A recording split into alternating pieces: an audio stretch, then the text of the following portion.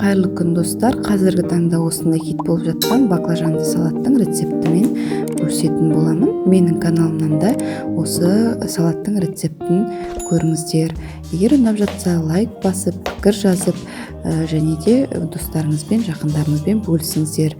Ең алдымен осындай үлкен бір баклажанымызды алып, сыртын ашып алатын боламыз. Егер де сіз салатты көп көлемде жасағыларыңыз келсе, онда баклажанды көбейтіп есесіне ала берсеңіз болады. Міне барлығын осындай салаттарды сыртын жақсылап ашып аламыз да, одан кейін осындай бөліктерге турап, барлығын бөліп алатын боламыз. Міндетті түрде жасап көріңіздер. Қазір барлығы әртүрлі жолмен жасап жатыр. Бұл жерге тауықтың етін қосып жасауға да болады.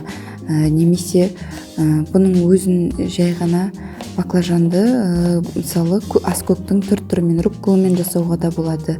Ал менде бұл жерде көк жуаны жақсы көргендіктен мен осындай жолмен, яғни көк жуа қосып жасауды жөн көрдім. Міне баклажандарымды барлығын осындай кішкене ірілеу бөліктерге бөліп алдым барлығын.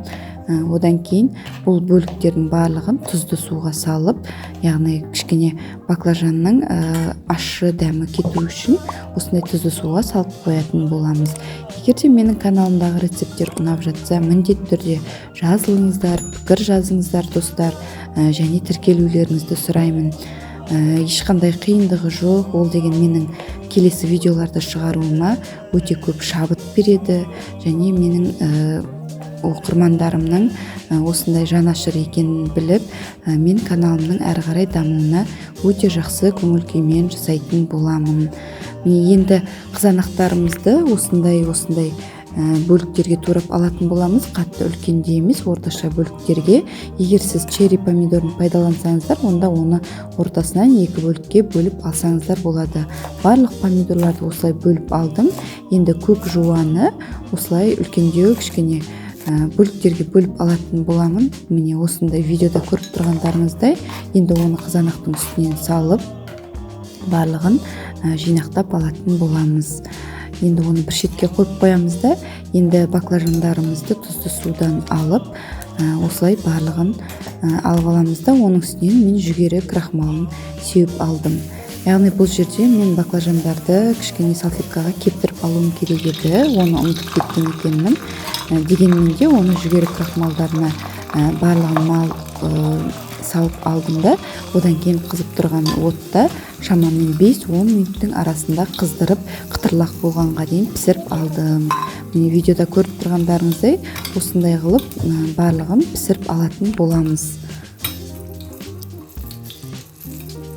Кішкене салқындатып аламыз. Пісіп қалған баклажандарымызды міне барлығын кішкене салқындатып аламыз да, одан кейін салатымызға барлығын араластырып, соустарды пайдаланып араластыратын боламыз.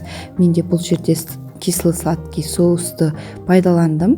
Одан 3 шай қасық салдым. Осындай көлемдегі баклажанға және 3 дана қызанаққа, және көріп тұрғандарыңыздай көлемдегі аскөкке осындай пайдаландым. Енді чили соусынан бір ғана шай қасықты салдым. Яғни ол тым қатты ащы болғандықтан көп солмауды жөн көрдім. Барлығын араластырып, тарелкаларға жақсылап орналастыратын боламыз. Менде бұл жерде 2 тарелка, осындай көлемдегі тарелкадан 2 данасы шықты. Енді оның үстінен өзіңіздің қалауыңызша сыр салсаңыз болады. Яғни әдемілік беріп тұру үшін және рең беріп тұру үшін мен бұл жерде фетакса сырын пайдаландым. Көріп тұрғандарыңызды видеодағыдай кішкене жіңішкелеп турап алдым. Салатыма әрлеп тұру үшін, әдемілік беріп тұру үшін осылай сырды, яғни ірімшігімді турап бәрін пайдаланып алдым. Қажетіңізше оның үстінен кішкене күнжіт сеуіп алсаңыздар болады. Күнжітті осылай сепсеңіздер де болады, немесе кішкене қуырмалап алып сепсеңіздер де болады. Міне керемет ыстық салат, яғни теплый салат бізде дайын болды. Міндетті түрде жасап көріңіздер, ас болсын.